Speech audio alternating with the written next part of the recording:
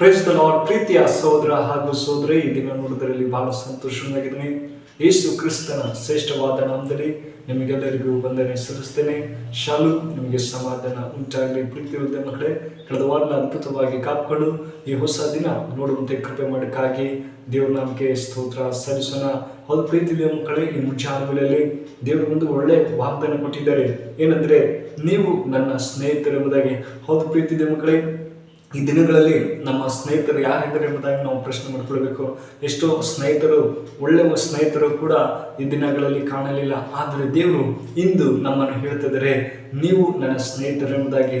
ಹೌದು ಪ್ರೀತಿಯ ಮಕ್ಕಳೇ, ಇದಕ್ಕೆ ಆಧಾರವಾಗಿ ಯೋಹಾನ ಬರೆದ ಸುವಾರ್ತೆ 15ನೇ ಅಧ್ಯಾಯ 14ನೇ ವಾಕ್ಯ ನಿಮಗಾಗಿ ಓದ್ತೀನಿ. ದಯಮಾಡಿ ನಿಮ್ಮಲ್ಲಿ ಸತ್ಯವಿದ್ದರೆ ತೆಗೆದು ಧ್ಯಾನಿಸಬೇಕೆಂಬುದಾಗಿ ಕೇಳ್ಕೊಳ್ತೇನೆ. ಅಲ್ಲಿ ಹೀಗೆ ಹೇಳ್ತಾರೆ, ನಾನು ನಿಮಗೆ ಕೊಟ್ಟ ಆಜ್ಞೆಗಳಿಗೆ ಸರಿಯಾಗಿ ನೀವು ನಡೆದರೆ ನೀವು ನನ್ನ ಸ್ನೇಹಿತರು. ಆಮೇನ್, ಹಲ್ಲೆಲೂಯಾ. ಪ್ರೀತಿಯ ಮಕ್ಕಳೇ, ಇಲ್ಲಿ ದೇವ್ರ ವಾಕ್ಯ ಹೇಳ್ತದೆ, ನೀವು ನನ್ನ ಆಜ್ಞೆಗಳನ್ನು ಸರಿಯಾಗಿ ನಡೆದುಕೊಂಡ್ರೆ ನೀವು ನನ್ನ ಸ್ನೇಹಿತರೆಂಬುದಾಗಿ.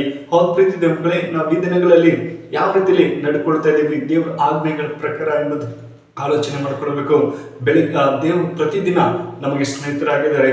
ನನ್ನ ಮಗಳು, ನನ್ನ ಮಗ ಯಾವುದೋ ತೊಂದರೆಯಲ್ಲಿದ್ದಾರೆ, ಅವಳಿಗೆ ಸಹಾಯ ಮಾಡಬೇಕು ಎಂಬುದೇ ದೇವರ ಆಸೆ. ಹೌದು ಪ್ರೀತಿಯ ಮಕ್ಕಳೇ, ದೇವರು ಯಾವಾಗಲೂ ನಮ್ಮನ್ನು ನೋಡುವವರಾಗಿದ್ದಾರೆ, ನಮಗೆ ಸಹಾಯ ಮಾಡುವಂಥ ಸರ್ವಶಕ್ತರಾಗಿದ್ದಾರೆ. ಪ್ರೀತಿಯ ಮಕ್ಕಳೇ, ಲೋಕ ರೀತಿಯಲ್ಲಿ ನೋಡೋದಾದ್ರೆ ಎಷ್ಟೋ ಸ್ನೇಹಿತರು ಇದ್ದಾರೆ, ಒಳ್ಳೆಯವರು ಇದ್ದಾರೆ, ಕೆಟ್ಟವರು ಇದ್ದಾರೆ, ಇಲ್ಲಂತಲ್ಲ.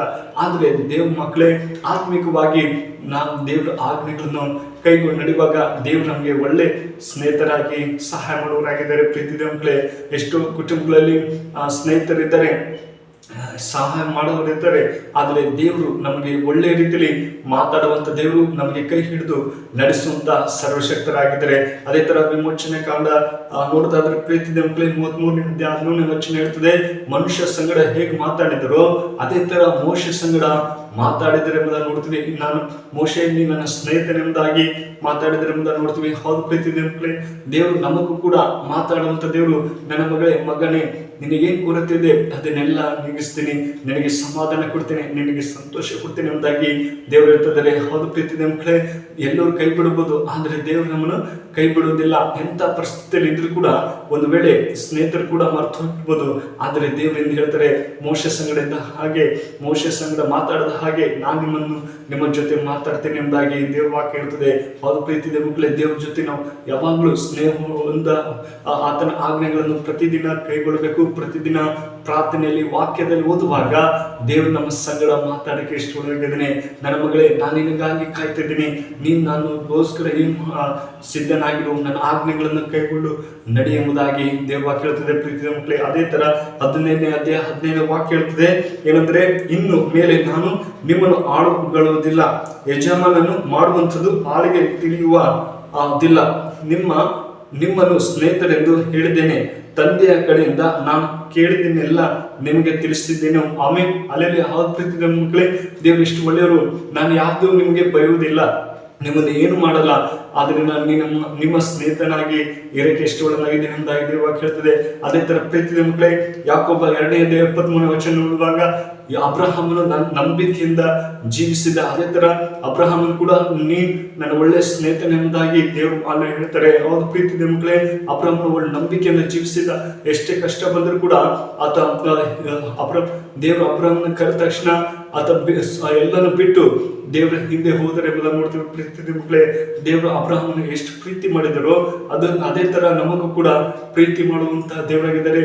ನಮ್ಮ ಎಂಥ ಪರಿಸ್ಥಿತಿಯಲ್ಲಿ ಕೂಡ, ನನ್ನ ಮಗಳೇ, ನನ್ನ ಮಗನೇ, ನೀನು ಭಯಪಡಬೇಡ, ನಾನು ನಿನ್ನ ಸ್ನೇಹಿತನಾಗಿದ್ದೀನಿ.